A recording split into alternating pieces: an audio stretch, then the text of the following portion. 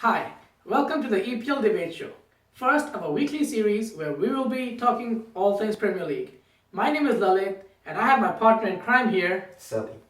Yes, and this week we are going to talk about. Yeah, it's definitely going to be a big week for us. This week we're going to be talking about everything Premier League. We're talking about the summer transfer window, the new boys coming into the league. Yes. We have our prediction for the season, the champions, the losers, those that are getting relegated. We have our very first game week this week, so we're going to be taking predictions as well for that. And finally, we're going to be giving out a little bit of fantasy tips. So give us a follow, keep up, and welcome to the EPL Debate Show, guys. Oh, yes, I'm very excited. The season is right here. Absolutely, only a couple more days, so can't So wait. let's kick off this show with some of the hottest topics so far this season, the transfers. All right, it's definitely been a busy summer for the whole entire Premier League. It definitely has. So, who do you think has been beneficial so far? I am going for Arsenal in this case. Really? Yes, and the reason I'm going for Arsenal is because of the signing of Petr Cech from Chelsea. I think since they've had Jens Lehmann, they haven't had a world-class goalie to replace him ever since. And if you think about it, every world-class football team out there, they do have a world-class goalie. So I'm going for Petr Cech for Arsenal. Wow. For me, I think it's Liverpool so far, simply because I really admire the way they targeted the players they wanted and they got them right away. They got Milner, Ings very early. They got the right back they wanted in Klein. They got Benteke, And Firmino. and Firmino. Yeah, these they're very talented players, and they were able to acquire them very quickly. Before anyone could even. Before I think a lot of the managers were already still on holiday, so I think they got their business done very early, very admirable. Also, the way they convinced City to pay £49 million for Sterling, I think. Never would understand that. Yeah, but you have to admire the club for that. So, Absolutely. what about losers? Who do you think was the Biggest loser for me has to go to Aston Villa. Yeah. Losing your best two players in the team Oh, in yes. one window. Benteke has been the only striker that they can rely on for goals. I mean, they do have Gabi Agbonlahor there, but he's never fit. So Yes. Benteke, and then losing Delph, somebody that's your inspiration in the midfield. He bumps up and down the field for them. And he was the captain as well. And he was the captain for them as well. So I think those two losses are going to be crucial, especially when you consider the fact that they need goals because their defense cannot keep anybody out. So Aston Villa for me. All right. I have Manchester City as the biggest loser. Simply because City have signed so far two players, and they only signed them because they were English. So Well, they needed to fill that quarter though. yeah, they did, but I don't think either Sterling nor Delph has actually improved their squad so far. I think they're still quality-wise, they're still where they were. The results would not matter when they meet the big boys. So it's so far they haven't acquired anyone major. They are marquee signing, and they've already spent quite a lot of money for it. So I think so far they've been the biggest losers. Okay. All right. And then you want to discuss the little transfer window that we have going on in M16 of Manchester? Oh yeah, Old Trafford. A lot of big faces left this season. It's surprising. Do you think that they let go of Falcao and Van Persie in the same transfer window? Well, if you consider the fact that Falcao, for the money that they paid, they were only able to get 4 Premier League goals out of him, I was not surprised there. I would have liked for it to work for him at Manchester Yes, of United, course. but it just didn't. So you have to, at some point, you have to cut your losses, which is what the team did. So good business there. Van Persie, it's tough. It's tough because we do know when he's fit, he's definitely one of the top. Yeah, he's one of the most lethal strikers. Most lethal strikers Definitely. out there. But he's had fitness issues for the past 2 seasons now, and if you look at it, he's going to turn 31 or 32 this year. Yeah, So at some point you got to get fresh up front, and with the new attacking system that they're going with, I think it's going to be more about pace. So not too bad business there as well. yeah, and they're going to lose Di Maria as well. But they have gotten some very big names. They've got Schneiderlin, Schweinsteiger, Memphis. and Darmian, one of the positions that they felt was acquired by Valencia. I'm sure. Right. I'm sure LVG will be happy with having a proper right back. So far, so good. I think Louis has actually spent well. He's addressed the problems that he's had from last year. Only two key decisions that are left right now is in the goalie spot with De Gea, not knowing if he's going to leave or not this year, and they still need a world-class center back. So those would be about the two major concerns right now. I know a lot of people are yelling for a striker, but there are not a lot of choices out there. And if you think about it, I think Rooney is good enough to get you 20 to 25 goals every season. So I'm not too worried about that there. Definitely. And what do you think about the champions? They haven't been very active in the transfer window. Do you think they have a squad to retain? They have not. It's funny that they let what's his name go, Petr Cech, go to Arsenal. But so far so good. They've brought in Falcao, which I think is really not an upgrade to their attacking department. And Diego Costa hasn't been able to get himself fit. He's going to miss the first game of the season, by the way, as well. Wow. So I think they definitely need a bona fide goal scorer for them up front. And they also need to address their issue at left back, because Azpilicueta is about the only recognized left back that they have left. I mean, they do have Zuma as a replacement, but who really is going to take letting go of Felipe Luis would have been very tough, though. Yeah, but he didn't really get himself acclimated with the challenges of the Premier League, so I don't really blame them for that. Okay. Well, before we make our predictions, let's talk about the teams that are going to be introduced in the Premier League this season. We have Bournemouth, Watford, and Norwich. Tell us a little bit about Bournemouth, please. In the case of Bournemouth, I actually do like the team with their manager, Eddie Howe. I remember watching him on Sky Sports after the season was over last year. He's the type of manager that pretty much believes in the pass and move system. So if you watch them play, I haven't seen a lot of them, but I've seen a couple of games.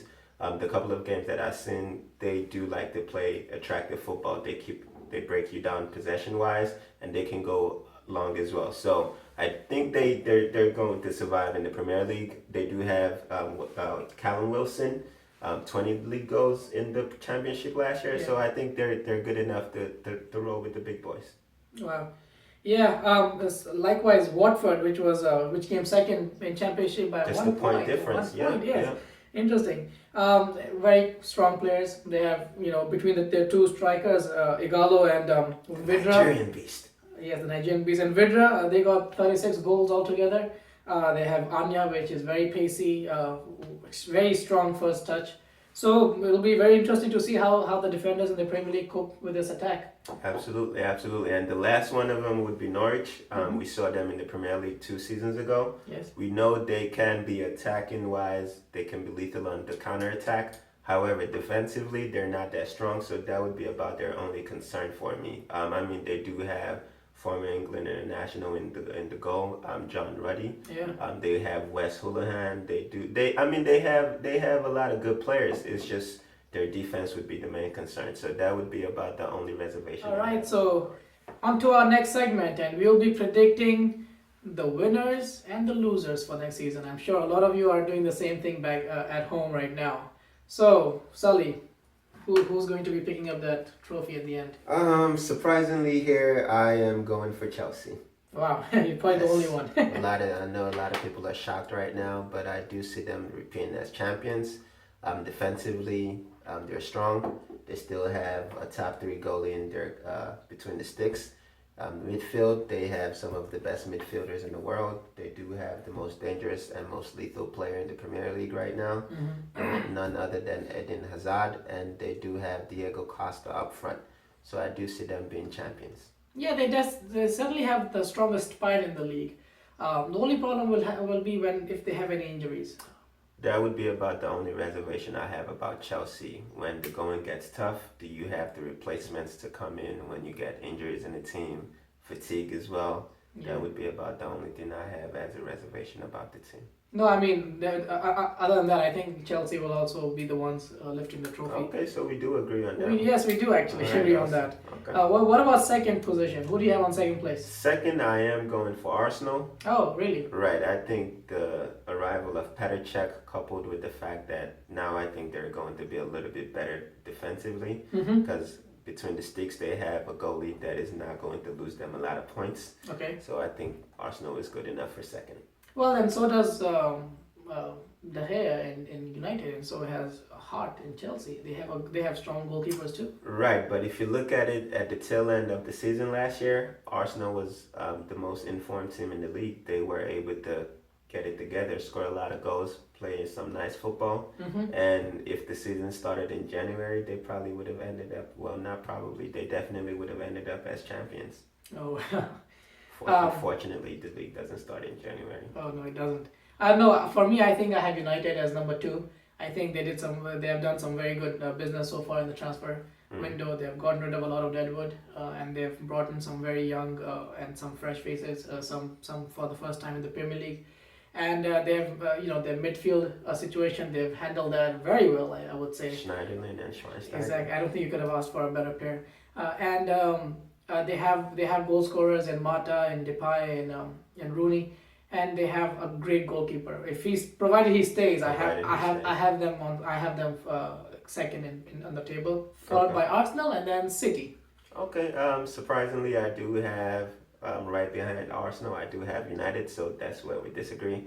I don't think they have enough in defense for them to keep out a lot of teams this year. Even if De Gea stays, I don't think they have enough in defense to keep out a lot of teams. It's an upgrade at right back with Darmian over Valencia, and then Shaw being fit for the season as well. That would be a big question.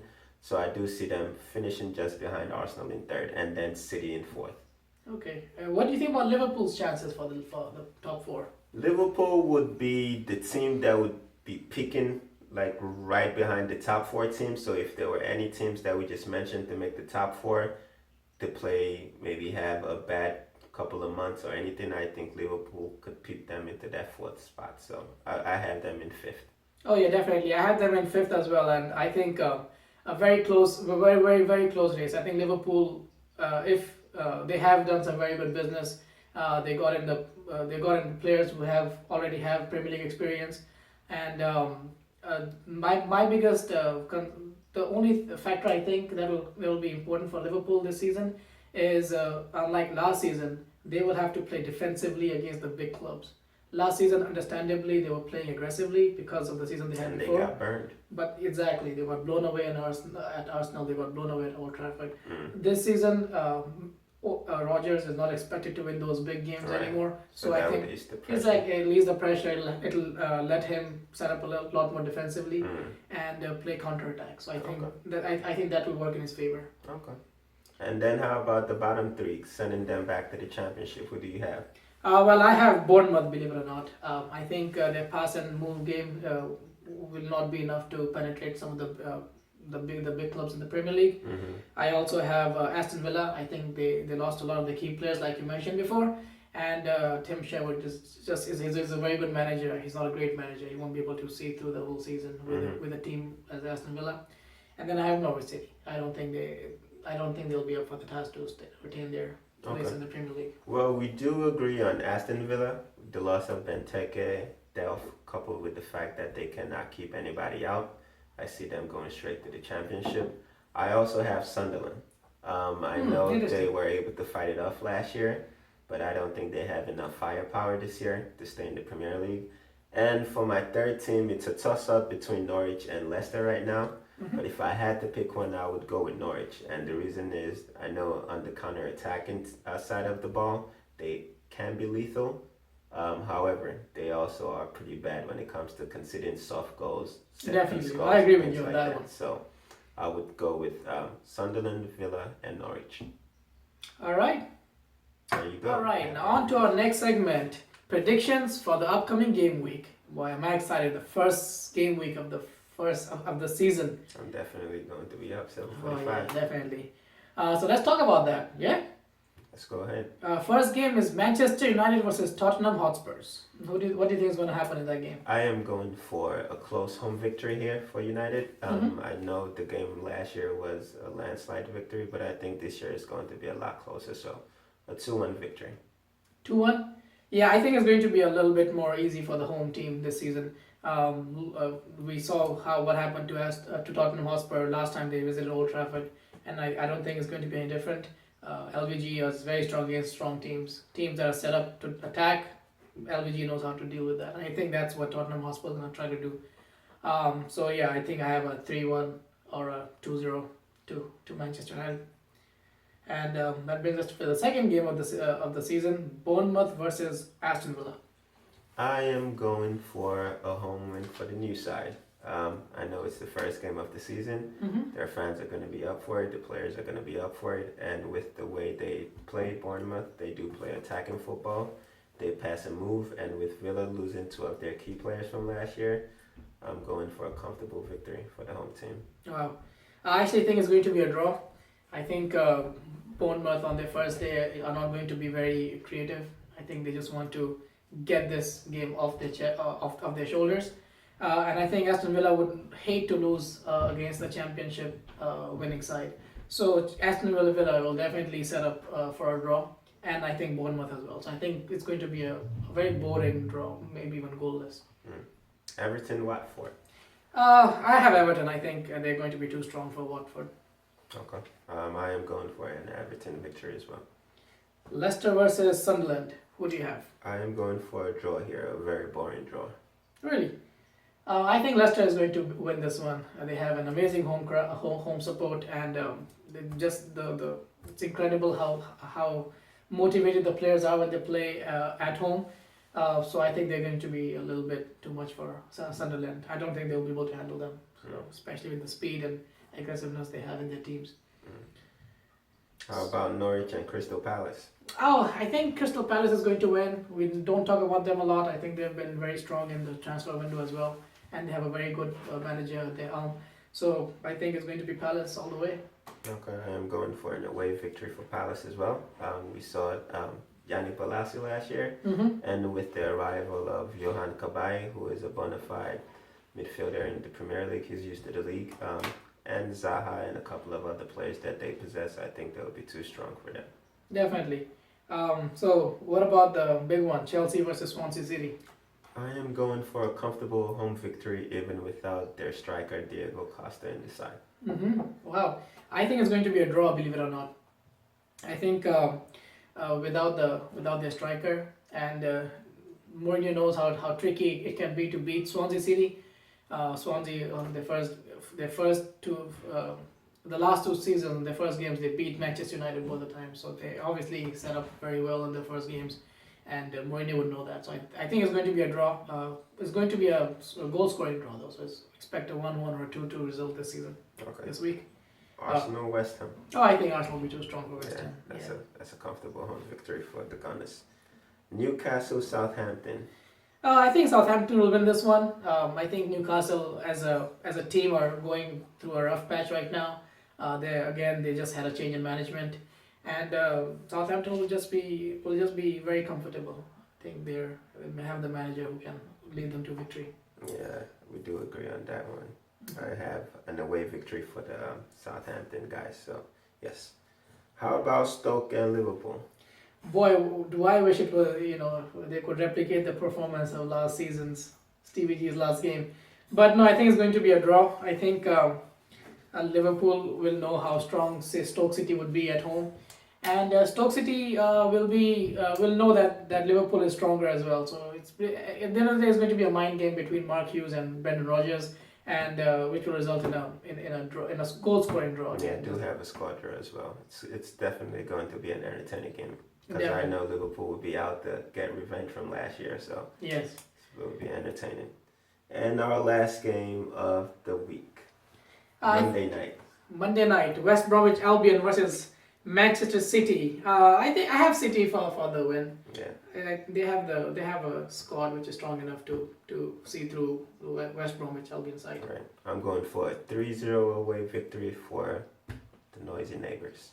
So there you have it. Those are our predictions for game week 1. Let's see how they pan out. It'll be nice to see. All right, so now what we have for you is a special fantasy league tip. All right, so we are discussing our tips for game week 1. What do you have in mind? Well, I think, like I said, Leicester City will win their game against Sunderland. So it'll be crazy not to have a Leicester City striker, as he's going to be scoring goals. Also, having Courtois in goals would not be a bad idea. All right, so for my game week 1 tip, Arsenal versus West Ham would be a the one to keep an eye out for. We do know in the past meetings between Arsenal and West Ham, there has been a lot of goals for Arsenal. So any of their attacking players, I'm definitely picking. And my second tip would be Bournemouth versus Villa. I am going for a clean sheet for the home team because I do think they're going to keep a majority of possession. So it's going to be very difficult for Villa to get a goal. So go with any of the Bournemouth defenders. Those would be my tips for game week 1. All right, we'll see how it goes. All right. So there you have it, folks. And that is our show for this week. Hope to see you next week for another segment. Make sure you guys follow us on Twitter at the EPL Debate Show. Also subscribe to our YouTube channel. And for all the fantasy league managers out there, make sure you join our league. The information is below this video. And thanks for joining us. We'll see you guys next week. Yep, enjoy your match week. And make sure you nay-nay.